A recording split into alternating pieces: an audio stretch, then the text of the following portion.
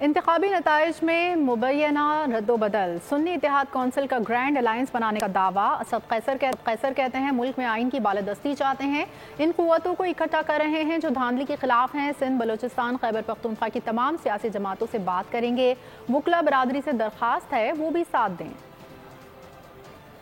ہم ایک grand alliance کی طرف جا رہے ہیں جس میں ہم تمام اس قوتوں کو اکٹھا کریں گے جو اس ریگنگ کے حوالے سے پکڑ لینا۔ ہم چاہتے ہیں کہ ملک میں سپریمیسی آف کنسٹیٹیوشن، ہم چاہتے ہیں کہ ملک میں جو ہے نا انڈیپینڈنس آف جوڈیشری، ہم ملک میں قانون کی حکمرانی چاہتے ہیں۔ اس کے لیے ہم سندھ کی جو پولیٹیکل پارٹیز ہیں، جو بلوچستان کی پولیٹیکل پارٹیز ہیں، جو خیبر پختونخوا کی اور پنجاب کے ہیں، ہم پوری ملک میں جو ہے نا اس قسم کی ہم اکٹھا کریں گے جو آئین کی بالادستی کے لیے، قانون کی بالادستی کے لیے اور جوڈیشری کی انڈیپینڈنس کے لیے۔ اور ہماری ریکویسٹ ہوگی ہماری لیگل جو ہماری لا برادری تھی، وہ وکلا برادری تھی، کہ وہ بھی اس تحریک میں ساتھ ہو۔